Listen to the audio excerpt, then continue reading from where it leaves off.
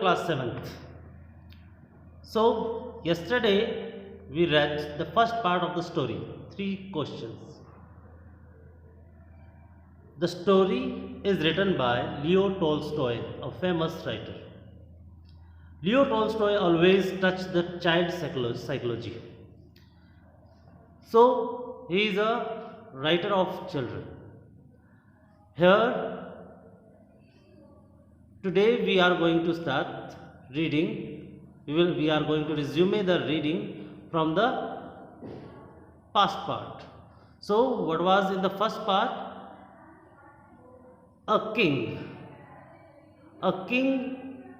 realized that if he would get to know the 3 answers of those certain 3 questions, like first question was what is the right time to begin something, and which people should he listen to, what is the most important thing him to do for him to do, यानी किसी भी काम को करने का सही समय क्या है और किन लोगों की उसे बात माननी चाहिए और उसके लिए सबसे ज़रूरी काम क्या है। राजा सोचता था कि अगर उसे इन 3 प्रश्नों का उत्तर पता लग जाए तो वो जिंदगी में कभी भी किसी से भी मात नहीं खाएगा।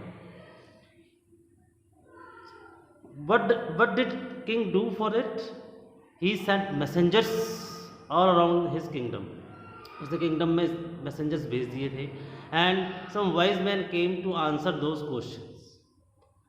सो कुछ लोग वहाँ पर आए थे आंसर देने के लिए, but king was not satisfied from the answers given by those wise man. और किंग बिल्कुल भी सेटिस्फाई नहीं था जो भी आंसर्स उन वाइज मैन ने दिए थे उससे आंसर नहीं था। सो अब हम रीडिंग स्टार्ट करेंगे। यहाँ से देखेंगे हमारे पास जो वोकेबलरी आई है वो है council, a group of people, councillors, member of council. Okay, हाँ जी। So will start it. But then others said. देखिए यहाँ से थोड़ा सा रिकैप ले लेंगे हम यहाँ से। But then others said that there were some things which could be urgent. These things could not wait for decision of the councils.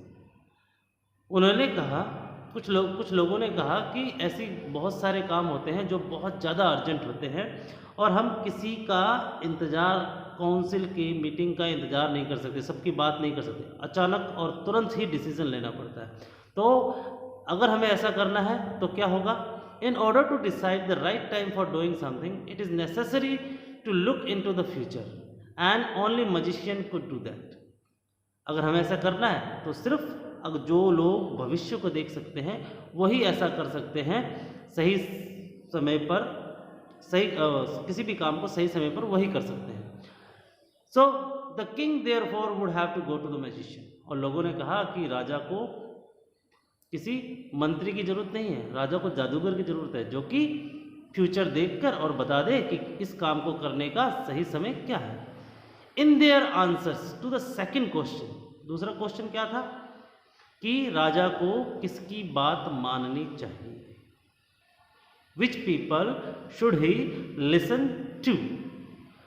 तो देखेंगे in their answers to the second question, some said that the people most necessary to the king were his counselors. उसके जो मंत्री हैं वो उसके लिए सबसे इम्पोर्टेंट है, उनके राजा को अपने मंत्रियों की बात माननी चाहिए।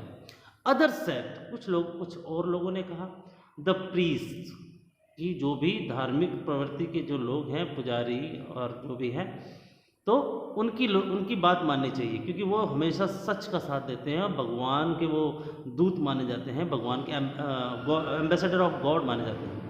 A few others chose the doctors, कईयों ने कहा, जो विज्ञान को मानते थे तो उन्होंने कहा कि डॉक्टर्स की बात माननी चाहिए क्योंकि डॉक्टर्स जो भी कहेंगे वो सही कहेंगे। Yet others said that his soldiers were the most necessary, और कई लोगों ने कहा कि उसे अपने सिपाहियों की बात, सोल्जर्स, सैनिकों की बात माननी चाहिए।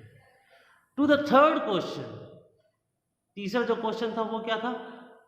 सही काम क्या है? What is the right thing to do? ऐसा क्या काम करे कि उसको सुकून मिल जाए। To the third question some said science, लोगों ने कहा कि उसे विज्ञान के क्षेत्र में काम करना चाहिए। अदर्स चोज फाइटिंग, और किसी ने कहा कि उसे इधर उधर युद्ध करने चाहिए और फाइट करके अपने राज्य को बढ़ाना चाहिए। And yet others religious worship, और किसी ने कहा कि साधु बन जाओ, सन्यासी बन जाओ, रिलीजियस वर्शिप करो, हर जगह भगवान की आराधना कीजिए, भगवान की पूजा कीजिए और सबको ऐसा करवाइए भी। As the answer to his questions were so different, क्योंकि जो राजा के प्रश्न थे उसके आंसर सभी अलग अलग थे, सभी लोग अपनी तरह से सभी अलग अलग थे। The king was not satisfied, राजा संतुष्ट नहीं हुआ उन उत्तरों से। एंड गेव नो रिवार्ड, और किसी को कोई इनाम नहीं दिया। Instead he decided to seek the advice of a certain hermit who was widely known for his wisdom. राजा ने उन सभी वाइज मैन की बातों को माना नहीं और वो चला गया एक साधु के पास जो कि अपनी बुद्धिमत्ता के लिए, विजडम मतलब बुद्धिमत्ता, अपनी बुद्धिमत्ता इंटेलिजेंस के लिए वो बहुत जाना जाता था। The hermit lived in a would, hermit एक जंगल में, वुड मतलब यहाँ पे जंगल है, हर्मिट एक फॉरेस्ट में रहता था, विच ही नेवर लेफ्ट, और उस जंगल से बाहर वो कभी नहीं जाता था।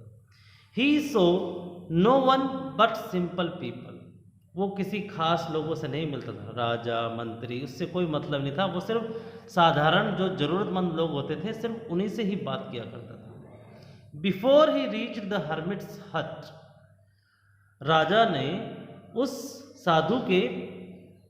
साधु का जो छोटा सा घर था, हट झोपड़ी, वहाँ पर पहुँचने से पहले अपने सारे कपड़े जो क्या है साधारण कपड़े पहन लिए, राजा वाले कपड़े नहीं थे जिसमें माला वगैरह पहने, वो सब उतार दिए और एक साधारण कपड़े पहन लिए। With his bodyguard and went on alone, और वहाँ उससे मिलने अकेला ही चला गया। As the king came near to the hermit's hut, जैसे ही राजा हर्मिट उस साधु के निवास स्थान के पास पहुंच गया, he saw the hermit digging the ground in front of his hut, वो अपनी झोपड़ी के सामने क्या कर रहा था, एक थोड़ा सा कहते क्यारिया बना रहा था, खुदाई कर रहा था। he greeted the king and continued digging, उसने राजा को नमस्कार किया और अपना काम जारी रखा। क्या काम कर रहा था? डिगिंग मतलब जमीन को खोदना।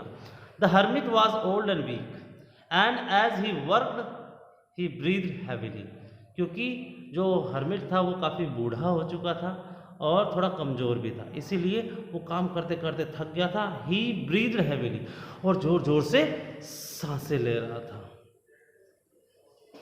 अब आज today we will read this much only and the last part will be done tomorrow.